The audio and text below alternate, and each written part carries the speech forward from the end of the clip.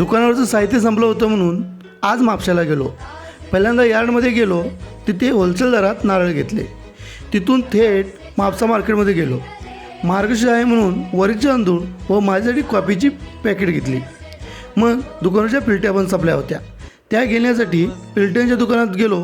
तिथे पिलट्यासोबत हे लायटर पण घेतलं. मग मैदा पण पाहिजे होता, त्यामुळे इसराच्या दुकानात जाऊन मैदा आणि मीठ घेतलं.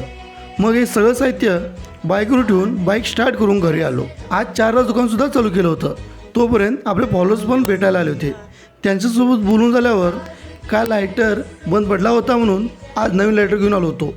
त्याला पण अनबॉक्सिंग करून घेतलं. त्याच्यासोबत चाकू पण भेटला होता. तो पण खूप उपयोगाचा तो पाव कापायला. मग काय एका रकमेत 2 वस्तू भेटल्या होत्या, पण त्या पण कामाच्या. बुर्जी ऑर्डर आली आणि रस आमलेटची. त्या बनवल्या. तोपर्यंत आमलेट पावच्या ऑर्डर येतच होत्या. त्या पटापट बनवून दिल्या. बॉईल अंड्याला फ्राय करून मसाला घालून कस्टमर दिला. मग परत एक मोठी ऑर्डर आली, ती बनवली. आणि आज साहित्य पण लवकरच संपलं होतं. आज 8:30ला सर्व माल संपला आहे. मी दुकान आवरायला घेतो. तुम्ही जाता जाता लाईक फॉलो सबस्क्राईब करून घ्या.